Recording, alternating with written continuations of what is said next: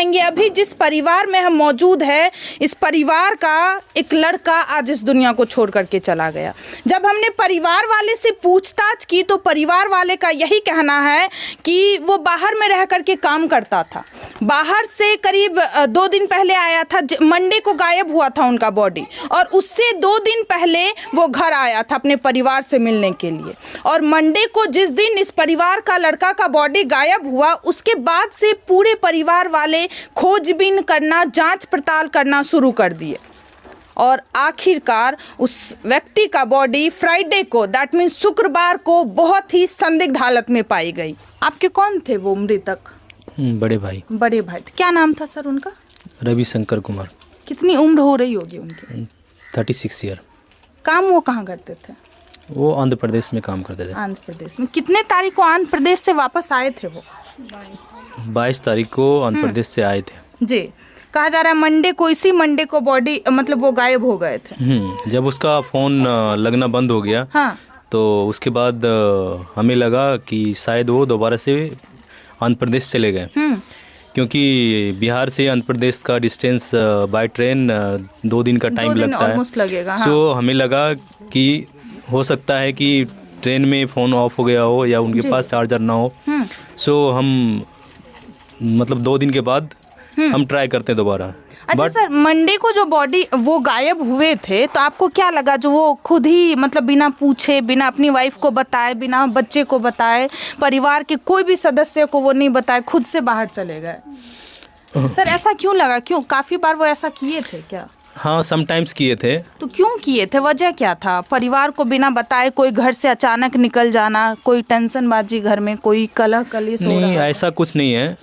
इससे पहले भी गए थे बाहर।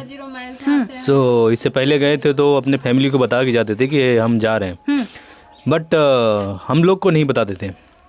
जो हमारे भाई के बेटे हैं, एक तो 3 साल के हैं, एक तो 10 साल के हैं। जी।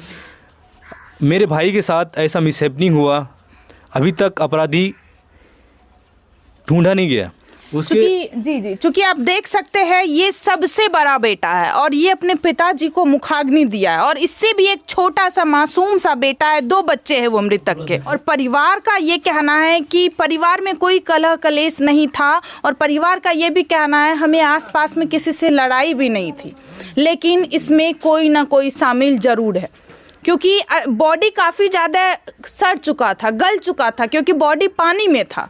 परिवार का ये कहना है बॉडी पे कई सारे चोट के निशान होंगे, लेकिन बॉडी का स्थिति इतना ख़राब था कि हम लोग क्लियरली देख भी नहीं पा रहे थे कि बॉडी पे कितने सारे चोट के निशान हैं। बस जो साइड में कान कटा हुआ था, परिवार वो देख पाए और उससे अंदाज़ा लगा पा रहे हैं कि इन्हें किसी न किसी के द्वारा ख़त्म किया गया है।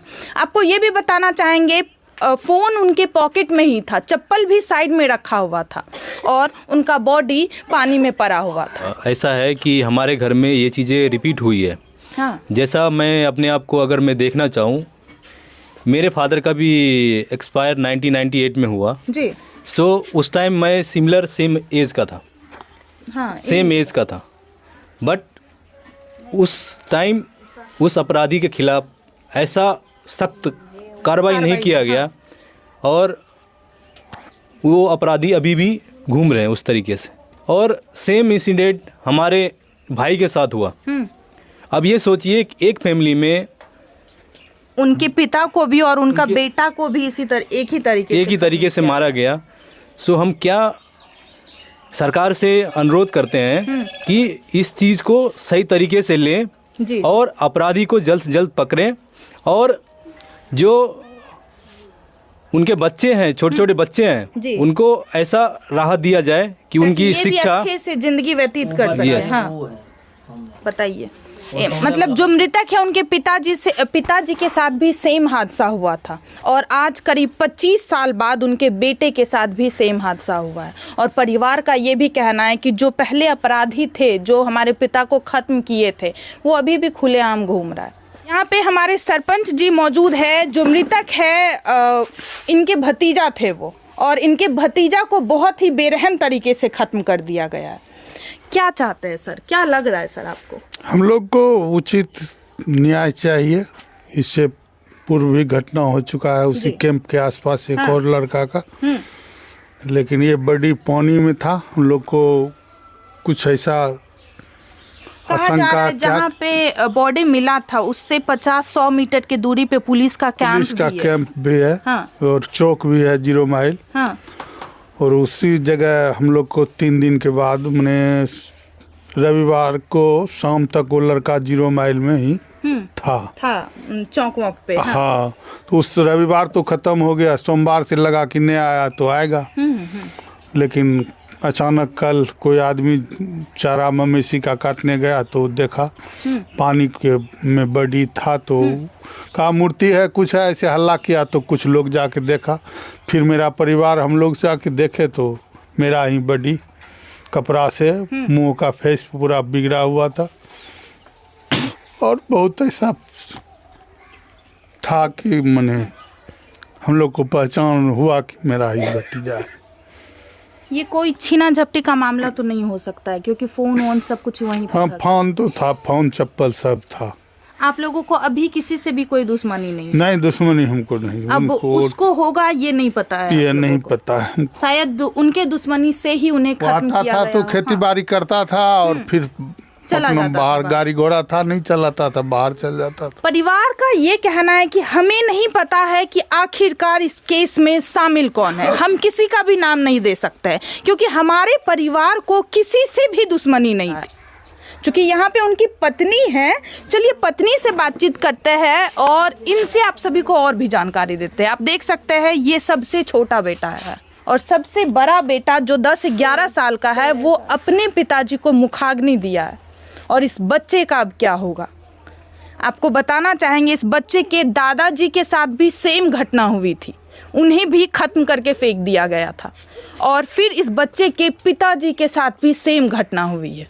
कैसे रहेंगे ये बच्चे सुरक्षित जब तक इनके पिताजी के कातिल को सजा नहीं मिलेगी? बताना चाहेंगे ये एक प्रतिनिधि का घर है, सरपंच जी का घर है और इनके घर में इतनी बड़ी लापरवाही, तो आम जनता जो यहाँ पे मौजूद है उनके घर में क्या लापरवाही करते होंगे पुलिस प्रशासन? क्या लग रहा है दीदी आपको? आपको कुछ बोले थे आपके हस्बैंड? नहीं कुछ नहीं। क्योंकि परिवार का तो ये कहना है परिवार को किसी से दुश्मनी नहीं थी। क्या आपके पति को किसी से प्रॉब्लम, झगड़ा झंझट बाहर में ही हो? वो बाहर ही रहते थे ज़्यादा। हाँ, तो हमको क्या मालूम, नहीं पता। वो जाते थे 0 माइल चौक पर से घूम के आते थे। हम जब भी घर में आते रहते हैं तो हमको क्या मालूम है किससे झगड़ा हुआ है क्या हुआ है नहीं। मंडे को गायब हुए, मतलब संडे शाम को गायब हुए थे। यहाँ से तो संडे को सुबह ही निकले। हाँ, बात हुआ था पूरा दिन बात चौक पे थे। चौक पे बता रहे हैं कि था। हाँ, रात से रात में नहीं आए तो सुबह में हमको लगा कि हम्म, कहीं होंगे तो फिर आएंगे आज। जी जी जी। उस दिन से फिर फ़ोन लगाते लगाते परेशान थे। हमको लगा कि आंध्र प्रदेश फिर चले गए। बिना बताए भी कभी कभी चले जाते थे क्या? हाँ कभी कभी चले भी जाते थे। हाँ, कोई नाराजगी चल रहा था परिवार से?